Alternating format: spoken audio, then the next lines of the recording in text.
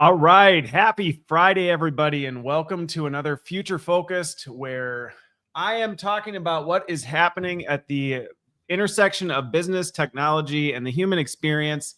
It's going to be a wild week this week. I know we spend a lot of time talking about the magic of AI, but today we're going to be talking about the receipts.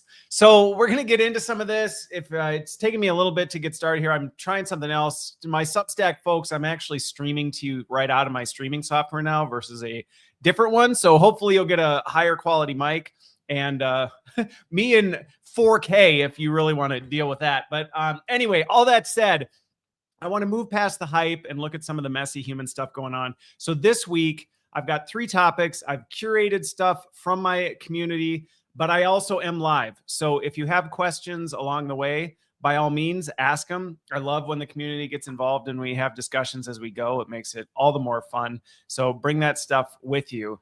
But the 3 things I have in terms of topics, you can ask whatever you want, but the 3 things I prepared for today were, there is this viral chart.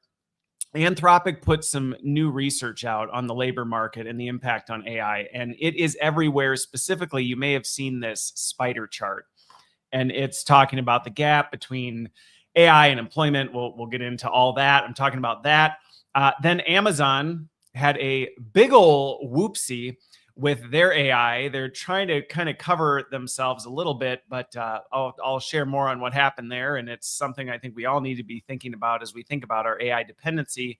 And then finally, talking a little bit about this CEO bubble where, and I see this in some of my own work as well, where there's kind of this unspoken expectation amongst senior leaders that they kind of know it's not going how they thought, maybe not even going quite where they want. If you look at uncertainty with CEOs, it's not real strong right now. And yet there's kind of this mutual agreement that we're going to keep charging forward regardless. And so again, my goal isn't to say don't look for AI or using AI, but how do you think about that? And how do you not just get sucked into kind of the tribal norms that are happening right now? So let's get into it. So let's start with the Anthropic one, because honestly, this one has me the most frustrated. For those of you who know my content, well, actually, before we do, if you're not following me or subscribed, please do so. Share this with somebody if it'd be helpful. I'm live every week. And then I also have a podcast on Monday.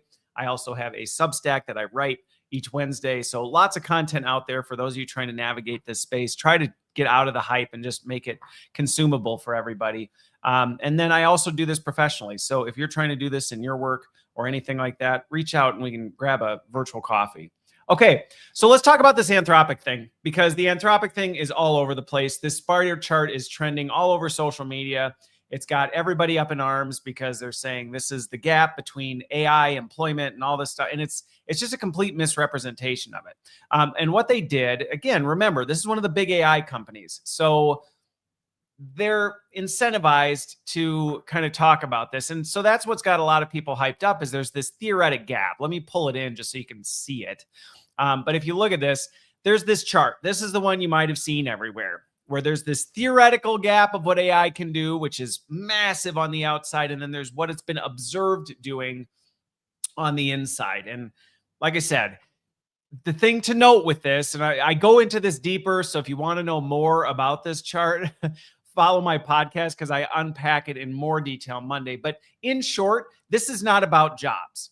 Just to be clear, this is not a theoretical what jobs it can do versus what jobs it's already taken. That's the number one thing I see people saying right now is, oh my gosh, look at all the jobs it's going to take. It's not that, it's about tasks. But anyway, they use this word exposure.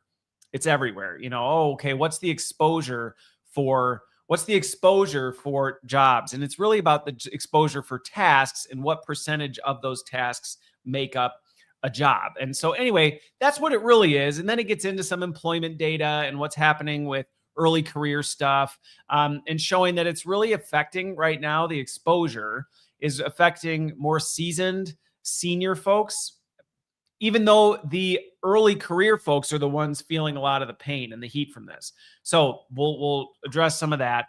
And then also one of the things they noted, which actually is aligned to a lot of the data that I've talked about in recent months and weeks, is that there is not a direct correlation between unemployment and AI. And I get a ton of heat from this. So those of you in the comments, I'm not going to sit and constantly address this because people are like, well, what about all the jobs? And I'm like, well, there's a difference between it actually is about AI and it's saying it's about AI because that's easier to say than to actually say what's really going on. And so Anthropic, hey, good to see you, Chris. Anthropic is, they're validating what everybody else is. So while it is an AI company and, yes, you can kind of throw shade and go, well, they're AI, they're just going to say what they want. Yes, but actually their data is actually pretty spot on. And I actually do agree with some of the things that they have in the research. And it's validated by other sources. So I'm never just looking at one report and then coming back. But let's talk about some of the questions with this, because these are the questions that came in for me. So the first one had to do with, so Anthropic introduces this idea of observed exposure. And so looking back at the chart, if you look at it, it's the red. It's this little tiny red spot, where you go, okay, so there's this little red next to it, that this is what we can see. And so they're actually saying that, hey, Julian, they're actually saying that is the exposure area, is the red, and it's been observed. Now, the thing with this, the question that came in is, does a high exposure actually mean job disappearance? This was one of the things, because I know the person who sent this, they were somebody who, they're like, everybody's talking about this chart and saying this is job exposure. And their question was, does this just mean workslop of like what AI can generate? And is that what the chart's representing? Yes and no, but it's actually a really good question to ask, because first of all, one, let me just be clear. Exposure in the Anthropic report is not jobs. And this is a huge mistake that I keep talking about. I talked about it a lot this week on LinkedIn. I said it in a panel recently. Just because there's a growing number of tasks within a growing number of jobs does not mean that job is at risk. Now, it could be based on decisions senior leaders are making, but it shouldn't. Because realistically, and this is in the consulting work I do a lot of, is trying to help people understand that jobs are more than just a bunch of tasks glued together. There's a whole lot of cohesive tissue in between those tasks that AI is fundamentally terrible at. And if you actually look at it, it doesn't work very well at all in that area. And so even though it's showing a greater degree of exposure, it's not what people think. And so anyway, them asking, so is this really just about workslop? Because the other thing that I want to call attention to with this is the fact that if you even look at this red, which this is what a lot of the conversations is about, is that, oh, there's this huge gap between what's observed and blue. Depending on who's talking about it, they freak out for different reasons. Because if they look at this and go, oh my gosh, that's how much it's going to take. Well, keep in mind, that's theoretical. That is purely theoretical. Nobody's ever once seen AI do this thing. So they're an AI company. It's Anthropic. They're incentivized to say it can do a lot more than it can. So keep that in mind. And it's never been observed being done. But then even the red, and this is where people miss this, is the red is much smaller. Yes. And so that's where this question came from. Is that just works? Like, how do we know that it's doing a good job? And that's actually a huge question that I call out in my podcast next week. Is this is not actually included in there. And actually in the report limitations itself, it says, well, we've observed it in the data as in people are doing it. We really have no indication of whether it's doing a good job or bad job. We just know it's being done. And that's one of the biggest misses with this report, is that red space. So not only is it not jobs, you're talking about tasks, which anybody who's tried to use an autonomous agent knows that just because it can do tasks doesn't mean it does it very well. But then even if you zoom into the task level, there's zero data on, well, are those tasks done well, or is that just tasks done? Is that just work slop? And so that red gets exponentially smaller when you really start to think about it. Now, does that mean, oh, great, humans are here forever, like we don't need to worry about anything, I can sit on my laurel? Like, no, I'm not suggesting you shouldn't be rethinking your work. And I do agree, actually, with that chart, we are grossly underutilizing AI. In all the consulting work I do, when I go in and ask, like, let's look at how AI is being done. When I do my AI effectiveness to see, How are people actually utilizing AI in their work? It's not great. It's not great. While there's huge adoption, large swaths of employees are using AI. People are using it in their personal life as well. That doesn't mean they're using it effectively. And I think this compounds the problem with all the misunderstanding around this report, because there are legitimately people going, okay, well, we should do our workforce planning around this theoretical projection of tasks. And it's like, no, you should not. No, you should not. This may encourage you to do more with AI to figure out how to use it wisely. It should not encourage you to get rid of more jobs or assume that AI is going to be able to take that many jobs. It's just a gross misunderstanding of this. So the question that came through of like, is that red really just measuring workslop? Yes, it's not the only thing in there. It is measuring observable use of AI, some of which is legit. Some of it is legit, but it's a percentage of that tiny little red space. So yes, that red space is actually sizable percentage workslop, sizable percentage effective AI use. What the breakdown is, we have no idea. The blue is pure speculation. Anthropic says we're confident AI can do these things. Okay, should you make career decisions based on this? Should you look at this and go, I shouldn't go into computer and math, all these other things? No. And actually, I think that's a huge risk right now, is because there's all this AI is going to do away with coding. Nobody's ever going to code again in their life. The younger generations are going into that field in significantly lower numbers, which is going to be a problem that's going to catch up with us in like 20 years when all of a sudden we have a shortage of this. We don't think long term. So please, if you're curious about some of these charts that you're seeing fly around, tune in next week, because there's a lot being misunderstood about this. And unfortunately, it's leading to a lot of bad decisions about how we should think about AI, what AI is capable of, all this stuff that we just really shouldn't. And it causes additional anxiety, all this other stuff. Okay, so question 2. Somebody asked, they sent this in and they said, the report suggests hiring for younger workers is slowing in AI exposed roles.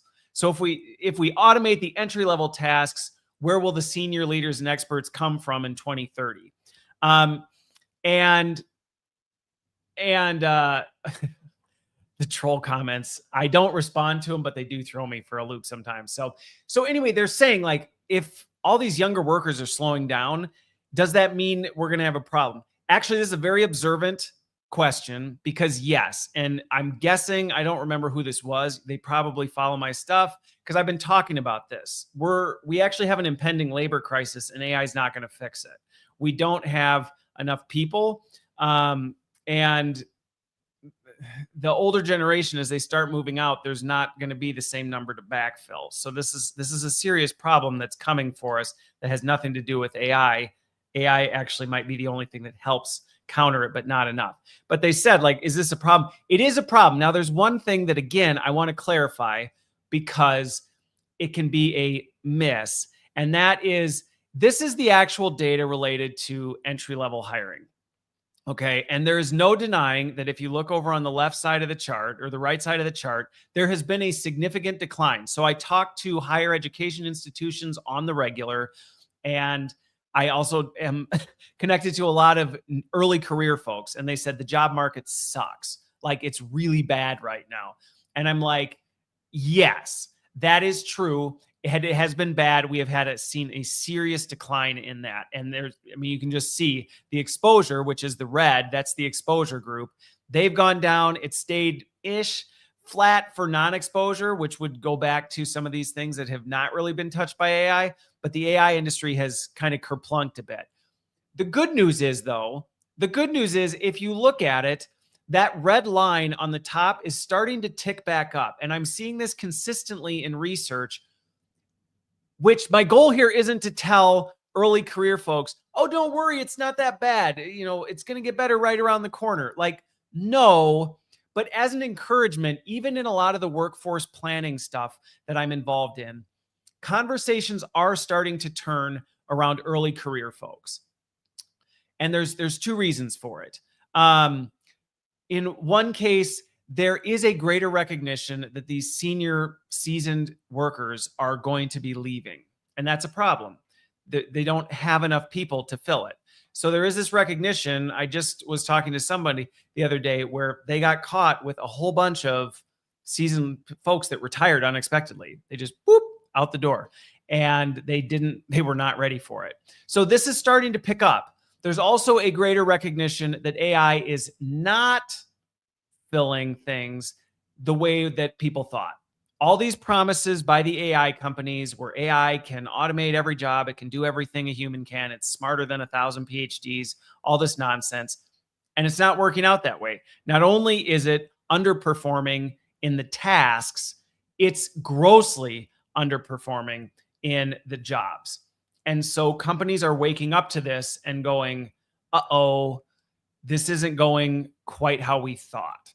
And so that is, I'm confident, part of why we're seeing even the most exposed quartile of early career jobs start to tip back up. Now, is this going to be something that by Q2 2026 is going to be fixed? No. But is it starting to trend in the right direction? Yes. Yes, it is. And I think we can be encouraged by that. Especially, I'm a dad to 8 kids. I think about their future a lot.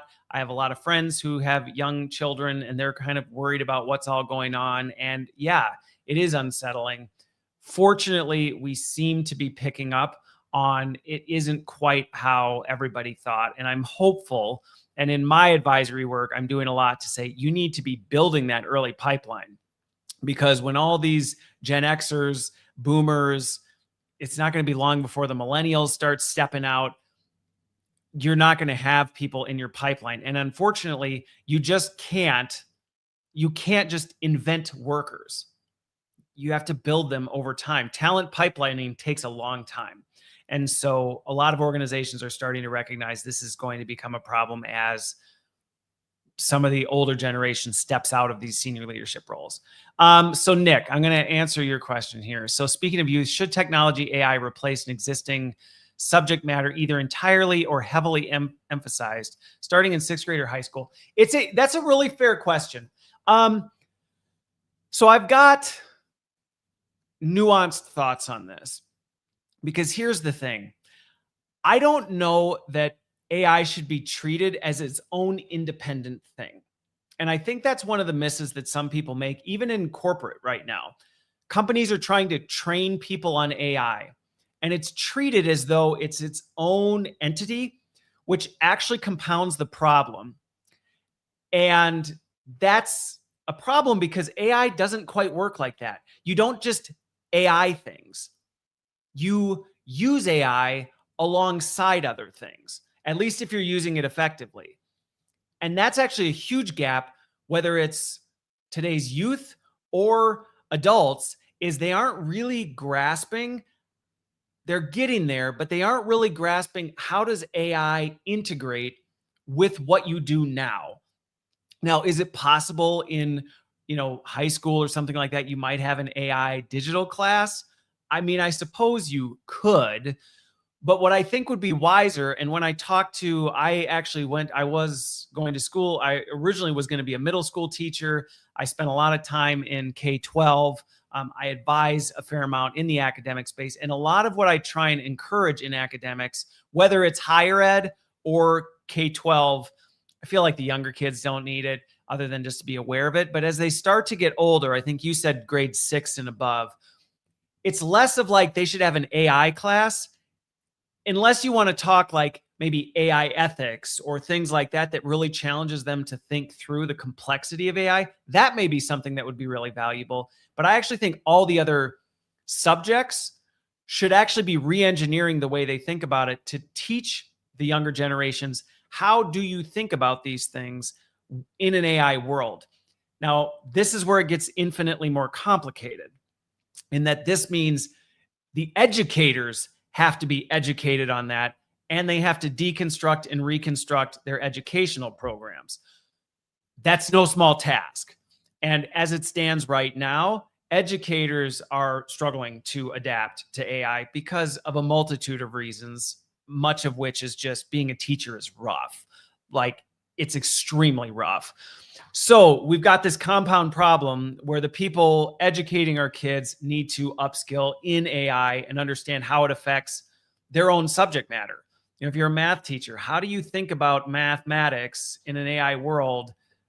What do you really need to know versus what do you not need to know? Things like that. And so anyway, so that's my take on it, is that we should be looking at it maybe in a different framework than just should we slap an AI class into K-12 or even higher education things and make that part of the curriculum?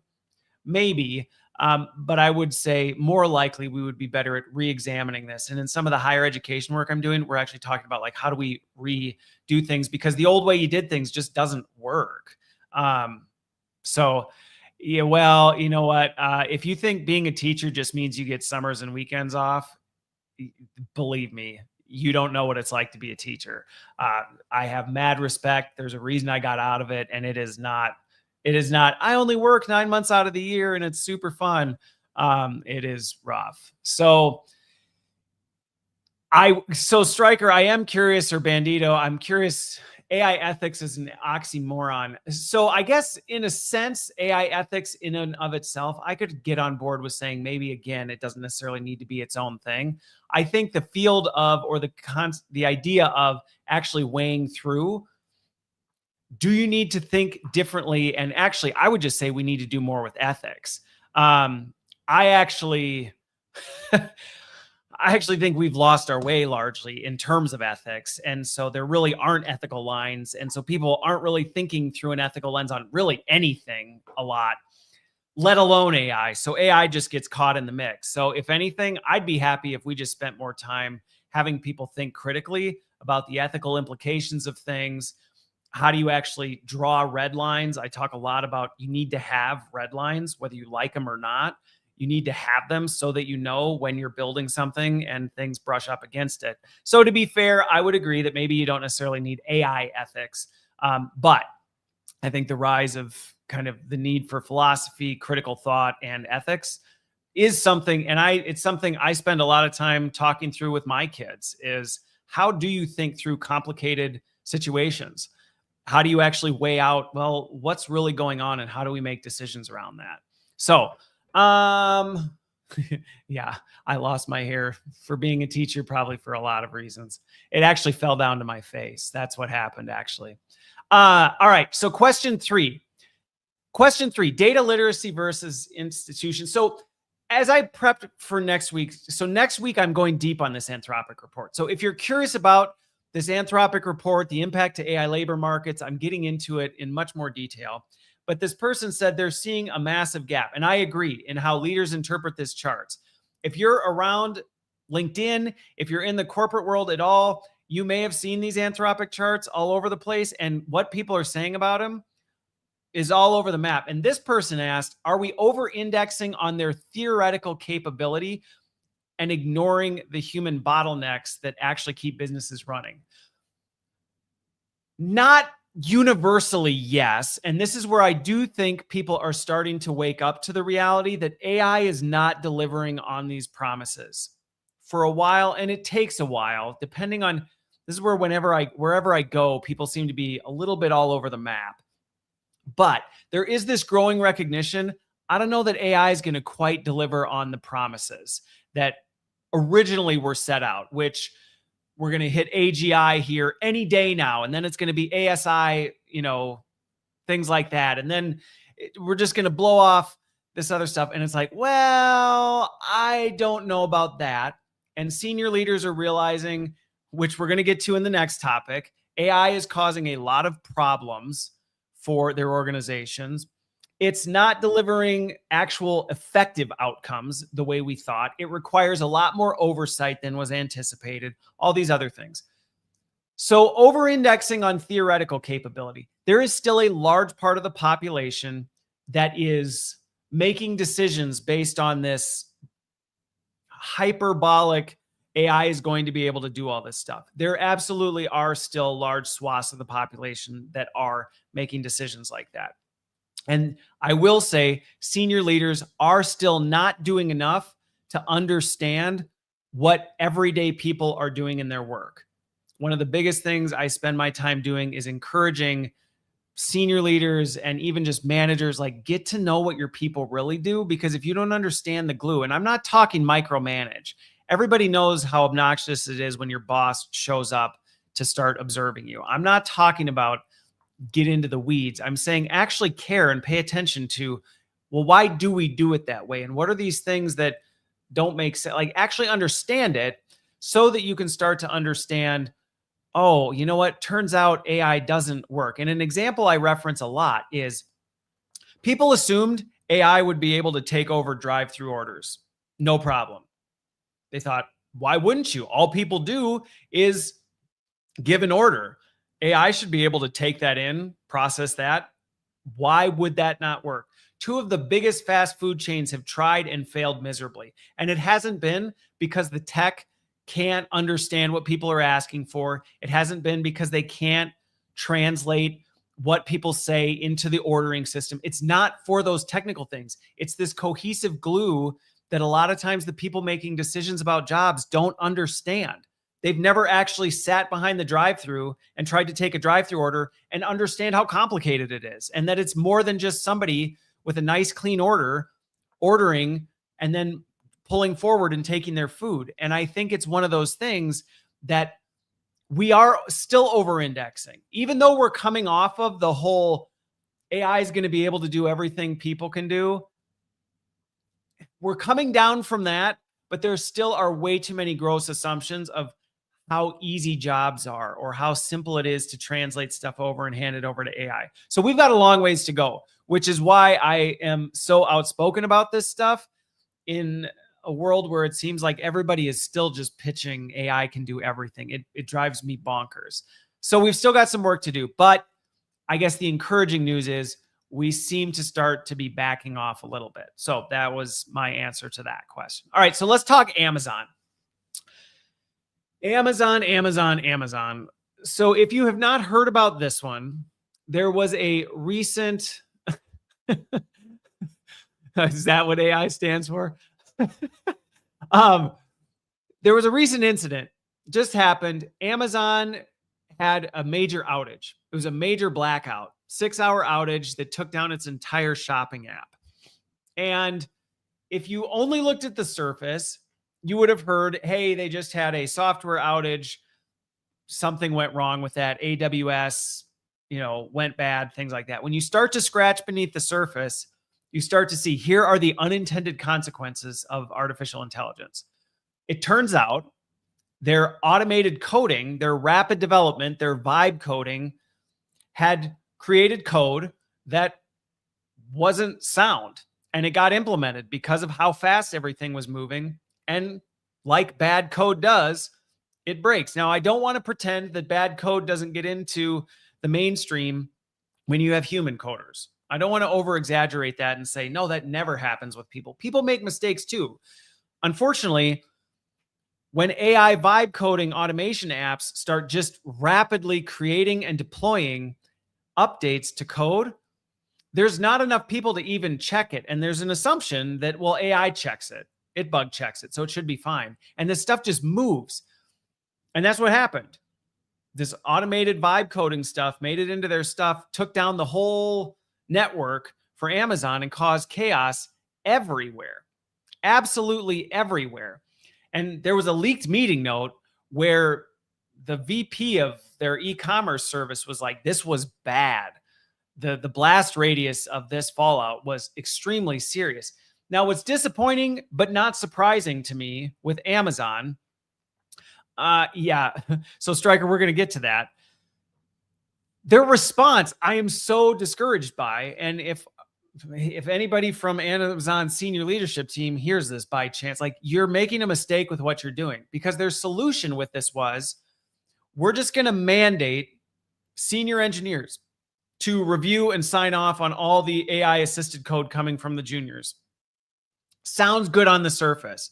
Okay, going back to Bandito, your comment, to a senior level exec who maybe is 15 years out of actually writing code and being in the trenches of this stuff, it's easy to just go, well, you know what? I've heard this human in the loop word.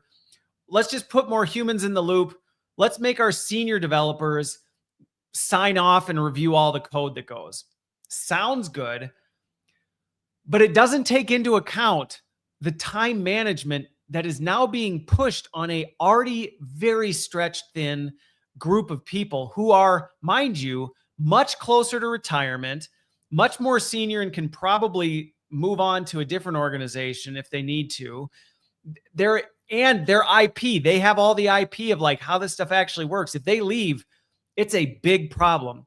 So for Amazon just to go, we had a big catastrophe, let's just dump more on our most seasoned senior folks who are already stretched way too thin in the name of calling it human in the loop, it's going to fail disastrously. And I have a lot of friends who are seasoned software folks who are already burnt out because all of this AI generated code is getting churned out so fast, they don't even have time to effectively review it. So it's easy to say, I know what we'll do. We'll just make them do it. And part of this is Amazon has a mandate that they want 80% of developers using AI weekly. So that's, again, just use AI. How do you want us to use it? For what? It doesn't matter. Just use it for something.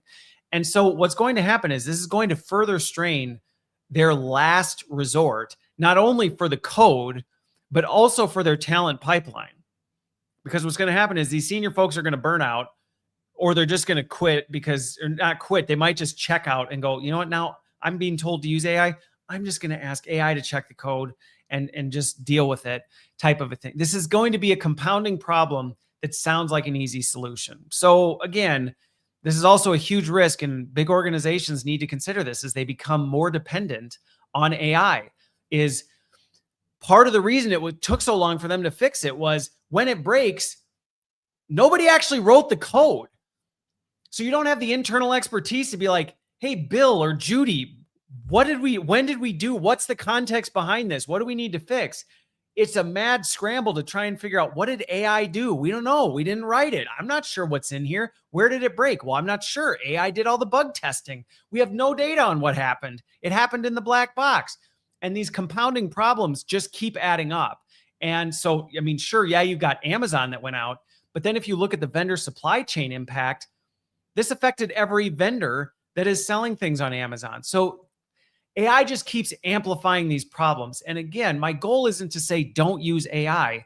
My goal is to say slow down and think through some of these implications, because when things blow up, they blow up seriously. So one of the first questions I got was, when did we decide that efficiency of an AI coder was worth the risk of a total system blackout? This question, I could almost feel the emotion coming through it. It was kind of more one of those emotional ones, which I wanted to include because I get really hyped up about this. As an encouragement, not everybody is making these kind of foolish mistakes. Okay. It's being made from companies who are obsessed with money and their egos, which is a lot of them, to be fair. But this is one of those greed moves where it's just like, we just got to move faster, do more, pump it out. Whatever we do doesn't matter. You know, we'll fix it later. That's the other thing. There is a persistent mindset of, we're just going to do things, and if something bad happens, we'll clean up the mess later. Not realizing AI amplifies things so much that the cleanup later is exponentially worse than anything you've ever dealt with. So when did we decide this? I don't think it was a universal decision, but it definitely seems to be a complicated decision that many business leaders are making right now, especially because if you want to talk about an area that the AI companies have invested heavily in marketing in, it's that AI can do all your coding. And I don't know how many even small business owners tell me, well, I've used like Lovable AI and some of these other apps. It's great. I can build my own application in minutes. I don't know a thing about code, and I can have these apps churn things out. Well, first of all, one, be careful, because a lot of these apps are actually have a bunch of human developers in other countries. Now, I'm not saying that's a bad thing, but I'm saying it's not really AI doing it. FYI, a lot of them are actually using human developers to do the work. But even where they are actually getting better and AI is creating it, there's a big difference between creating a recreational app that you might be able to go use Lovable AI or something like that and create a little app for yourself that works. And maybe you scale it for a small team. And you know what? If it breaks, it breaks. It's not that big of a deal. There's low risk with that. There are low risk apps, even internally, that I'll coach teams on where they may build an app with an AI tool. They don't have any software developers and their IT teams are stretched too thin and they just need some help writing some JavaScript, or they just need some help creating a small application for some sort of animation for something they're doing. Like low risk stuff, that's fine. That's fine. Tools like Lovable, things like that, they're great for that. I encourage people for that all the time. Where I start to get concerned is when people start deciding, because I used these little AI apps and don't know anything about coding, and I had it make something and it works, therefore I can assume serious enterprise level decisions about software should be made by that. That is a huge chasm.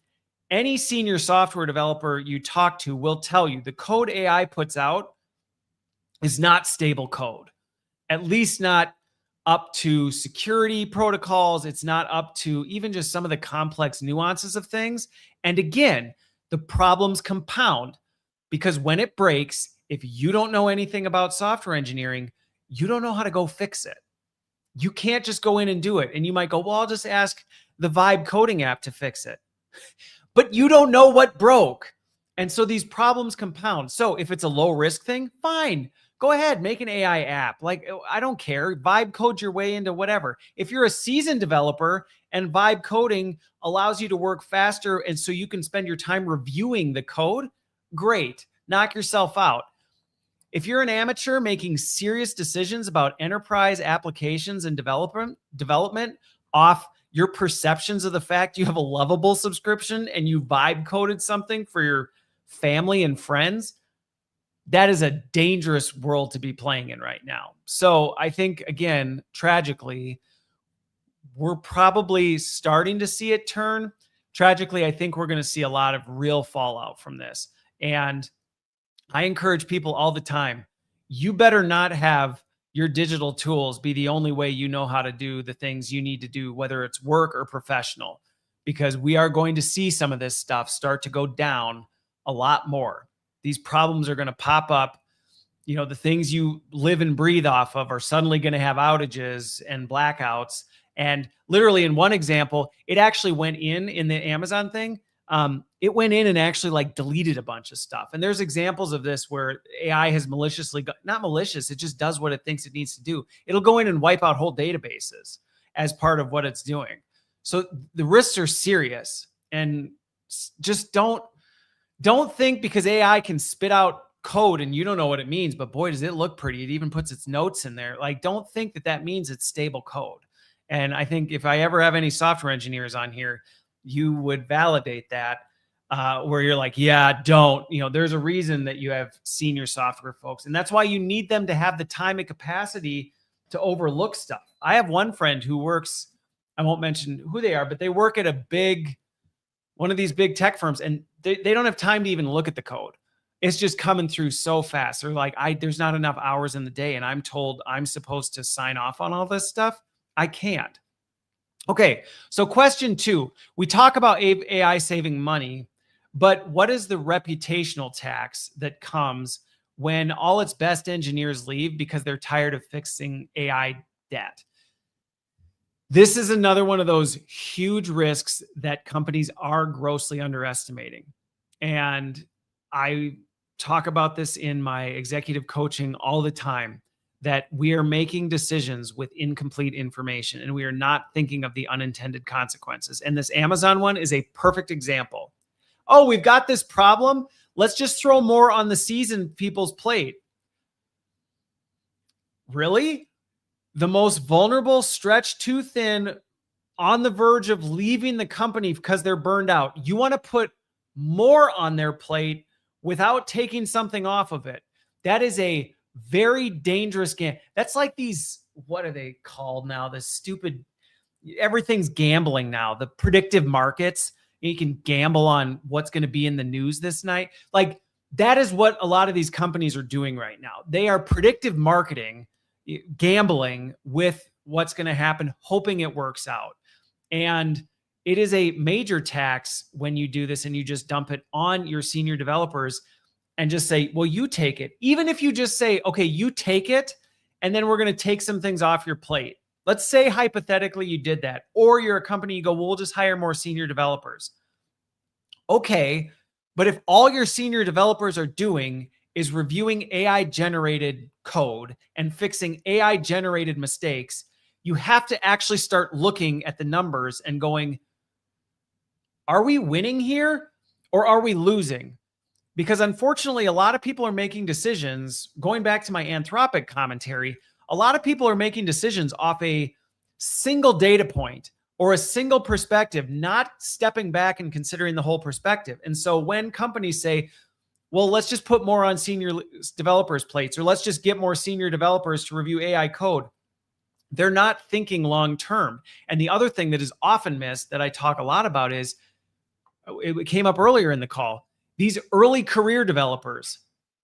If these early career developers are just churning out garbage AI code faster than they've ever churned out, and the solution is, well, we'll just let the senior folks fix it when it breaks, you're disconnecting the development opportunity between your senior folks and your junior folks. And that is a really, really important thing, because I think anybody who's been in the workforce for any period of time will acknowledge you learn through experience. You learn from making mistakes and then having somebody more senior than you go, yo, okay, here's what you did. Here's why you can't do that. Here's the implications of it. If your senior folks are so busy just literally looking through the junk the junior folks are doing, not only are you going to create an adversarial relationship, let me fix my camera here. Not only are you going to create an adversarial relationship between the two, but you're going to burn out your senior folks to the point where they're not going to have any time left to work with your younger folks. So all your younger, earlier career folks are going to have time to do is generate more and more crap that they don't even realize is breaking. You're actually breaking the connections between these two groups and isolating them from each other. It is a compound problem that many organizations are not factoring into their decision. They're doing a lot of short-term thinking where they go, hey, on the short term, we just dump it on the senior developers. We make them rubber stamp more stuff. Sounds good. In the short term, we maybe put some band-aids on things. It all works out. Long term, it is an utter and complete disaster. And I've seen it time and time and time again. And I'm always told, no, Christopher, we've thought this through. And I'm like, no, you haven't, because you're still doing the same solution and thinking you're going to get a different result. And I can promise you, you won't. Okay. Third and final question related to the Amazon situation. So small businesses, yeah, this is another big one. If you're an Amazon seller, you may have noticed that Amazon might be suddenly updating your ads and changing things and changing your actual product descriptions, and it's not what you put in there. And that is largely because of AI scaling that's happening on the Amazon side, where they're trying to automate things. They're trying to make everything quicker. They're trying to optimize their shopping experience. They're doing all this stuff. And if you're an Amazon seller, you know you're kind of largely at the mercy of what Amazon does. And again, if you're a company, chances are you describe the product the way you do. You probably spent a lot of money, or at least time, thinking about your unique value proposition. You've thought about your strategic, the way you describe it, who's your target audience, how you communicate that with them, the real problems you're trying to solve. Most people put time and energy into that. Most people don't want to go to their Amazon thing and suddenly realize that's not even what my product does. Like, how did this description get updated? Oh, well, we optimized it to ensure, the greatest reach of your thing. And you go, but that's not what I asked you to do. And this is, again, one of these compound problems. So yes, the question they asked was, is one of these unintended consequences actually an erosion of trust? It absolutely is. And this is how giants like Amazon fall, is they start moving too fast, not considering unintended consequences, treating their people like garbage, trying to improve their customer experience so much so that their partner experience is terrible, to the point where eventually their partners get tired of it. I know a lot of people who sell on Amazon because they feel like, well, I don't really have anywhere else to do it. They're not there because they love Amazon. They're there because, well, you have to be listed on Amazon. All that takes is a competitive alternative to completely blow up the market. That's all it takes, is something to happen like that.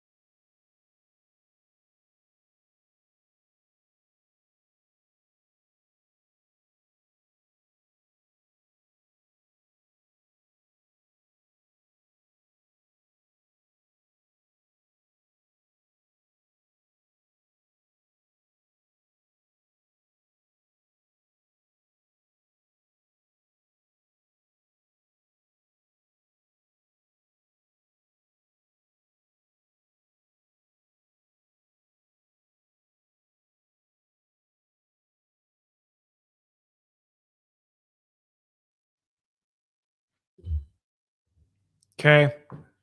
I have no idea if this is still going or not. So hang on. Let me double check.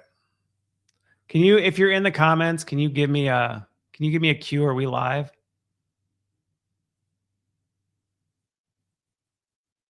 Let me know.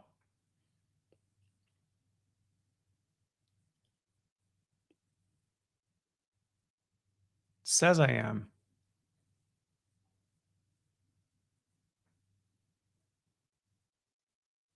Says I am. Okay. All right. Well, I'm gonna assume I am. So here goes nothing. Anyway, all right. I don't remember where I was. I have no idea what happened. My computer just completely went. Oh, there you go. All right. Sorry. All of a sudden my computer just went black and I thought I was going to have to like redo the whole stream, but apparently not. Apparently I'm back live. So anyway, all that to say, lots of unintended consequences. I mean, the Amazon thing, I don't know where I was.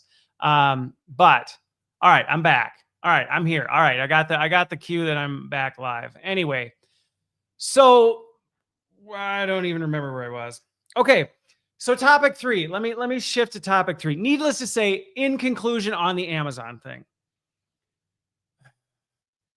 there are major consequences happening right now, whether it's with customers, whether it's with employees, whether it's with partners. And everybody is running so fast with AI, there are going to be major erosions of trust. And I say that regularly. We're in the age of mistrust. Lots of trust is being eroded right now, and as a result, they're just less trustworthy of, and we've got division everywhere, so it doesn't surprise me. We can't stand each other politically. We can't stand each other if we look different. We can't stand each other because AI is tearing us apart, where it's us versus machines. And a big part of it is we're all moving so fast. We aren't taking the time to taking the time to get to know situations and people and the complexity of work and what are the unintended consequences if we make decisions. And so this Amazon situation is just yet another one where somebody asked me the other day on a panel, they're like, do you think we're going to course correct? Do you think we're going to course correct? Or are we literally just going to incinerate ourselves? And honestly, for me, it seems like it depends on the day how I feel in terms of the way it's going to go. You know, there are days I'm actually really encouraged. I was watching one of my favorite animators, the Amazing on YouTube with my kids, and I'm super encouraged. And even, you know, Cameron, I see your comment there. You know, I'm encouraged by how more and more people are starting to go, hey, this like divisiveness, this pursuit of AI, you know, and yeah, you know, Stryker, you're right. You know, Amazon, people like are starting to really push back on this. They're getting frustrated. They're tired of what I would say is the elite class treating everybody else like garbage. And I'm not saying all of them do, but there is often this gross divide between the people who are just trying to make it and then the people who have so much they don't know what to do with it, but they, for some reason, are afraid to share it with anybody. And I feel like the tension is brewing to the point where I don't know. Like, I don't know if the folks in power are going to go to great lengths to try and shut down the rising dissent. I don't know if you look at history, eventually the working class rises up. Do not for the life of me say that's me suggesting that's what needs to happen. I just really on a daily basis am like, I'm not really sure what's going to happen. But I am encouraged by the fact that people seem to be getting sick and tired of it. They're not buying into it anymore. People that I thought were just like too far gone are starting to go, even I'm kind of getting sick of this. Like, I'm tired of being angry all the time. I'm tired of hating people that actually, then I talk to them, they aren't really that bad. You know, I'm tired of chasing after stuff that ultimately isn't making me happy anyway.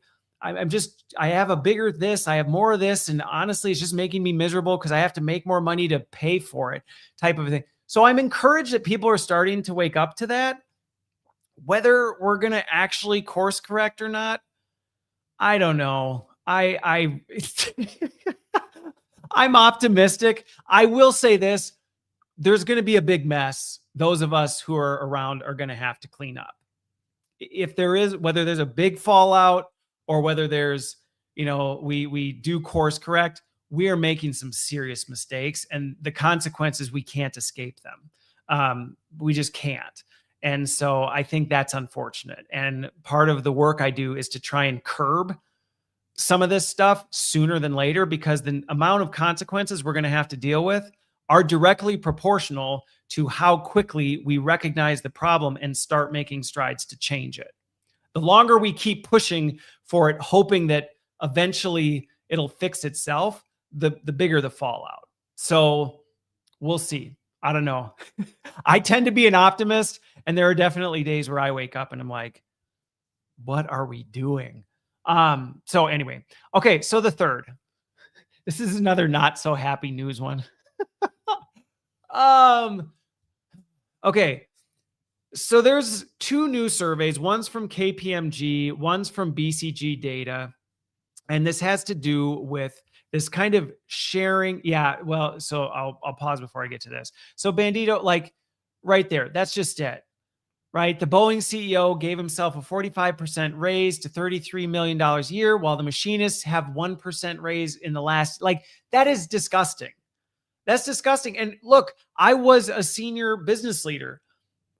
I've been in the C-suite. Like, I understand that I'm not one to say C-suite leaders should make the same as the rest of the workforce. No, if you're one person who's responsible for all of the decisions of a certain division, that comes with a really heavy burden. Senior leadership is not something that I would encourage for everybody. A lot of people tell me, I want to get into the C-suite or I want to be an executive. And I'm like, careful what you wish for. Honestly, it's not as great as some people think it's out to be. And honestly, even a lot of the people out there acting like it's great, they're miserable. Don't buy their Instagram reels. Don't buy their like, oh, well, I'm out golfing, I'm on the yacht. Like, they're miserable. They're miserable. I know a lot of these people and they're miserable. Now, should C-suite executives be making 100x plus times more than their workforce? Come on. No, they shouldn't. And that's coming from somebody who sat in that seat. And even I was like, cap my raise, distribute that across my team. I don't need to keep making more. I'm where I need to be. Let's distribute that out and start moving more of it to incentives, and make the incentives for senior leaders based on how well they take care of their people and their outcomes, not how much blood they can squeeze out of a rock. Like, there are ways to change the incentive structures. And that's the thing. Sometimes senior leaders get pissed at me because they're like, you're just out to ruin it for us. And this is some of this like tribalism that I'm going to talk about in this third point. Senior leaders get mad at me because they're like, you're coming after your own. And I'm like, there is no our own. There's right and wrong. And I don't care who you are. You still have to play by the rules. You don't reach a point in your career where you get to go, rules don't apply to me anymore. You better freaking believe they do. And so my whole thing with this is, there are ways that as senior leaders, you can still do very well and account for it financially from the fact, yeah, you're carrying a heavy burden. Yeah, sometimes your job really sucks. And there were lots of days that I would have much rather gone back to my early career days, not because it was less valuable, but it was a heck of a lot less stressful. I wasn't constantly being worried about being stabbed in the back. I didn't have multi-million-dollar budgets riding on my decisions. I didn't have whole teams looking to me to go, what do we do, Christopher? And I'm going, it's a heavy burden. So if you are in the camp of senior leaders should make the same as everyone else, I would encourage you to not jump on that bandwagon. But what I would say is I 100% agree. Making hundreds, sometimes thousands more than the rest of the workforce, not cool. And it's especially not cool when the way you run your company is garbage and you treat your people like crap. Like, that's not cool, period. And the thing is, good leaders, their teams don't mind that they make more than them. I remember when in the organizations I was in, my teams were like, we don't care you make more than us, because you actually work for us. You work to clear the path for us. You make our jobs better. You care about what we care about, and you're working as a team member. I didn't need to tell them, I got to make way more than you. Half the time they were mad that I was trying to distribute my raise back. So anyway, I don't want to get into that, because then it turns into classism and people argue about how much senior leaders should make. But the point is, there's a way where senior leaders can be successful without squeezing the blood from their employees and still driving better results. And anybody who says otherwise is lying. It is completely possible to do it. And actually, what senior leaders don't understand is you are actually more successful as a company when you do it. I've done some consulting work with companies where they have not believed me. And I've said, listen, you will all make more money. Your employees, you as the senior leadership team, the company will be more profitable. You'll grow your market share. You'll take more earnings. Like, you will succeed as a company. And long-term, they do. Yes, you take some short-term burns, but it's much more sustainable. So it's not even just, I feel like sometimes when people hear me talk like this, like senior leaders think I'm just this like bleeding heart, like I'm anti-profit, I'm anti-success. I'm like, no, I'm not.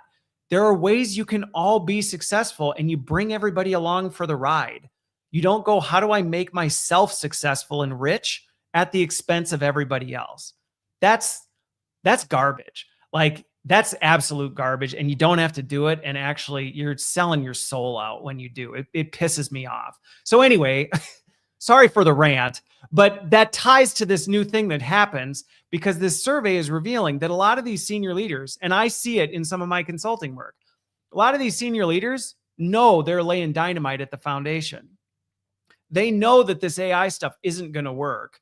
They know that, in the long term, this is going to do damage. But there's kind of this unspoken bond of, yeah, but we've got golden parachutes. we can like deploy out of the company and show how for 4 quarters straight we drove earnings through the roof, then I'll be gone and then the whole thing will blow up, but I'll go get a new CEO job because under my tenure, everything looked great. What they don't know is that you're the one who lit the dynamite at the foundation. And so I will say, now to be careful, not all senior leaders are like this. Okay. So I know I get visibly frustrated when I start talking about it, and it's because I encounter a lot of them. It is very much an environment that is filled with a lot of it. So, and that just is the reality of it. It is filled with a lot of it, but there are some really good senior leaders out there who are not. And so don't take this as to be, you bump into a senior leader and you assume they're just a greedy narcissist jerk. They're not all like that. There are a lot of them who are. Hopefully you would say, well, if you follow me for long, hopefully you go, well, Christopher seems nice enough and seems to have an ethical guardrail. So, if I told you, yeah, I'm a former chief talent officer, hopefully you wouldn't be like, oh, he's one of them. Because there are ways to do it. But there is this kind of unspoken bond. And here's the thing, even a lot of the nice ones, okay, nice, they're scared. They're scared. And I will tell you, there's consequences. If you're a senior leader, you can probably relate to this. If you are somebody who stands up for your people, you don't get pushed around, and you fight against this competitive nonsense with senior leaders, you're not popular in your crowd. I have never been super popular with my peers, and it's because I will say something. I will speak out about things. I will call wrong instead of just going, well, I mean, it's wrong, but we're all kind of benefiting from it. So just keep your mouth shut and don't say anything. And so even some of the good ones are afraid to take a stand. And they're afraid to take a stand because it'll cost you. I've lost my job on more than one occasion for being the person who would not stay quiet about things that were not okay. And I know that it's not always fun, but I would encourage folks that are in this to actually stand up, because you do make a difference. Even just one example, I was in one organization and I ended up being removed because I would not stay quiet about some of the unethical, borderline illegal stuff that was going on. And so I was, removed for reasons that, and whenever you're removed at the senior level, it's not like when you're at the junior level where they just kind of like show you the door and let you out. But anyway, it comes with consequences. But I found out from people afterwards that in my absence, things started to change. And so if you are a senior leader, or you have aspirations to be a senior leader, and you are someone who wants to hold an ethical line, but you're afraid you're not going to make an impact, you can make an impact. It may cost you though, and it may cost you a lot. But in my opinion, if you're not willing to make those kind of sacrifices for people, you have no business in senior leadership. If you're not willing to take the heat for the people under your care, you actually should step down as a senior leader. So this whole KPMG survey, tying back to that, indicates that this group of almost 3,000 executives all acknowledged that where AI was going to fail to pay off. They all knew what they were doing was going to fail, yet they were moving forward. Now, what the survey doesn't get into is the fact that, well, which ones were doing it because they're the ones putting dynamite at the foundation and lighting the fuse, or because they're just scared. That's not going to come out in the survey. So I can't speak to that. I can give my own anecdotal data that there's a very healthy population of ones that are just saying, I don't care because I'll be fine. I will say that, but I don't know the exact breakdown. And so I guess my little rant there was to try and encourage anybody who's in senior leadership now, or who has aspirations to, don't be that person. It's not worth it. It's not worth it in the end.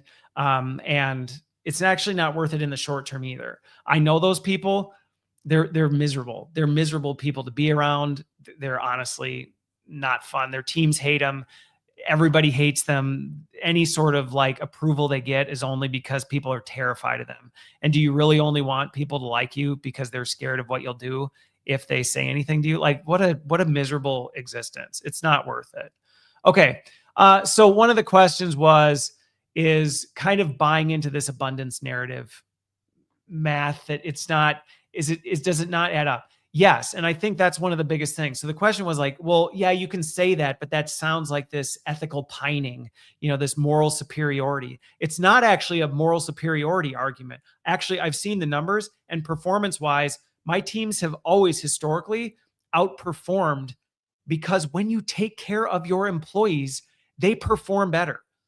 Like, this is how it works. When you take care of people, they perform at a higher level. They're more innovative. They're more creative. They're more like caring with what they do. Now, granted, you have to hold them accountable. And anybody who's ever worked for me knows you don't get a pass. Like, you can't just not do your work and miss all your deadlines and miss all your stuff and get away with it. There will be consequences if that's how you behave. But I always lead my teams where it's like, no, I want you to take risks. And if you take a risk and it doesn't pan out, I will go to bat for you. If something goes wrong in your world and you need me to cover for you, I'll step in and cover for you. Like that kind of behavior, I'll make sure that everybody's getting a fair and reasonable raise so that you can cover for your families. I'll fight for extra stuff. When I didn't have abilities to do that, I would give time off, things like that, where I'm like, I can't do that, but I can do these other things. That kind of stuff actually drove higher performance. And I think that's one of the things senior leaders miss. There's this scarcity mindset that somehow if you give away or do more for others, there's less for you. And it just doesn't work. The math doesn't work that way. From my worldview, I'm coming from a Christian worldview. And so for me, it just has to do with the fact that there's just more. Going back to Jesus feeding the 5,000, where did the bread come from? God just provided it. And I think I've seen quantitatively that happen in business. When you just do more for people, when you take care of your customers, you take care of your employees, there's just more profit to go around. Where does it come from? Well, you could probably run the numbers and you could say, well, we're eating market share. We're taking more over here. Okay, fine. You want to quantify it in numbers? So be it. But ultimately, you generate more. And I think that's the unfortunate part is in senior business, it's often seen as being soft.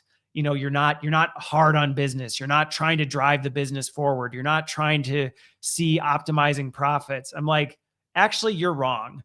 You just care about optimizing profits and gain for a select few at the expense of others, instead of saying there's actually a play we play where everybody wins. And it works.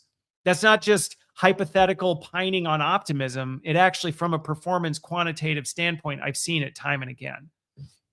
Okay. I got a meeting here in 5 minutes, so I'm going to try and quick get through these. Sorry again for the tech outage. I don't know what the heck happened there. So the other question was like, yes, CEOs love AI because it seems to make things easy. It distills everything down to kind of this artificial veneer. It allows them to further disconnect from their people. How do we as employees start valuing it? How do we push back against this? Here's something that may be counterintuitive. Senior leadership is extremely lonely. Okay. It's very isolating. And it's especially isolating because a lot of times your teams expect a lot from you, and they should. If you're in a senior leadership position, your teams are right to expect a lot from you. But sometimes it's lonely because nobody ever says thank you up. Nobody ever brings encouragement back to you. Now, you might get the artificial stuff if you're a terror because people are scared of what you may do, which is actually why some senior leaders behave that way. They think they're getting validation. They don't realize they're just getting like smoke blown up their rears because people are afraid to make them mad.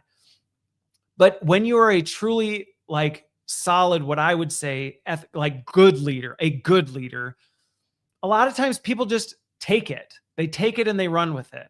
And a simple thing you can do, if you have a good leader, you don't need to do big things, but let them know you see it. Let them know you appreciate it. It actually starts to incentivize the behaviors you want to see. When you encourage your leaders for the good behaviors, they start to go. Now, granted, you may be under a monster, and sometimes they're just monsters that get to that level, and there's not much that you can do, honestly. But I think at that point, you have an obligation to either be the best version of yourself in the job you have or look for a different job. I think the other thing is communicating. There's honestly a lot of times there's really poor communication between leaders and their employees. Now, I know that I encourage senior leaders all the time. I'm shocked how many senior leaders don't have one-on-ones with their teams. And I used to have skip levels and skip levels. I would meet with people all the way down my organization, not just to be like micromanage. I wanted to know who they were. I wanted to know what mattered to them. I wanted to know what was working and what wasn't. What decisions were other senior leaders making that were affecting them negatively, and how could I help influence that? What were their biggest pain points so I could clear the runway for them? I encourage senior leaders more on that. If you're not a senior leader, put the heat on your leaders to do more of that. Be the one to proactively do it. Sometimes senior leaders are literally just so busy, they just forget. And so anything you can do to help carry that burden, my goal is to try and see if we can kind of bridge that gap. Because if we don't, we're just going to see this further divide. And I think that's the problem with AI right now, is it's actually further dividing us. Senior leaders are going further into their crystal palace. Workers are getting more burned out and tired and frustrated with the elite class. And it's just really unfortunate. Then I'll quick address this last one, then I got to jump. Everybody's talking about the AI bubble. Okay. And it is, we could call it a bubble, we could call it a collapse, we can call it whatever we want. The question was essentially, how do we insulate ourselves from that pop? The pop is coming, whether it's a pop or a right sizing. I think it's going to be more of a right sizing. It's like the internet. The internet bubble burst, but the internet didn't go away. The AI bubble is cracking at the foundations. It's going to come crashing down to a degree, but it's not going to be completely wiped out. So in terms of things that you can do to not get caught up in it is, one, learn right now how to use AI to optimize the things that you do well without forgetting how to do those things. And that's one of the biggest things when I work with people is like, don't just relegate stuff to AI and forget how to do it. You still need to remember how to do it. Just find ways to AI optimize it. So if there's an outage, so if there's a crash, you aren't completely shut down. But you do actually need to pick up on some of this stuff while not becoming over dependent. I think the other thing that I tell people is, do not get your infrastructure out over your skis. And that's one of the biggest risks right now with AI, is it's giving this perception of success at an exponential rate. And so people are making decisions based on where they think it will be instead of where they actually are. And that's where the Anthropic chart, this one, I'll do this real quick and then I'll go. This chart right here, okay, there are lots of people making decisions on the blue. They're making decisions on what the possibilities of AI are. Oh, we might be able to do this. We think it can do this. We're on trajectory to do this. Don't do it. If you want to not get caught up in the crash, do not do that. And I would say be careful about even making your decisions based on what's in the red. And the reason for that is, if you're making your decisions based on the red, if you go back to the beginning of this stream, that red is not effective AI use. That's just AI use. There's a lot of slop in there. So actually it's actually overestimating what AI can even do. So I would actually say be conservative in your estimates of what AI can do. Use it, because if you don't, you're going to be behind, but do it very conservatively. That's the best thing I will say to that. And then I'll just answer this question because, of course, it came in. AI is not going to take over. It's not. And I understand why people think that. And I know there's lots of doomsday stuff about this. AI is not going to take over. It's just, oh, are you saying it won't or it will? I would say it's not going to. It will take over some things, we'll adjust, and we're going to make a lot of mistakes in the meantime. Okay, there. I'm over time. I got to go. Sorry again for the delays. Again, thanks everybody in the comments. I always enjoy this and really enjoyed the conversation. Sorry for the technical snafus. Whatever, we got back and we made it. So I hope you have a great weekend. I hope you have a great rest of your week and all that good stuff. And we will see you on the other side.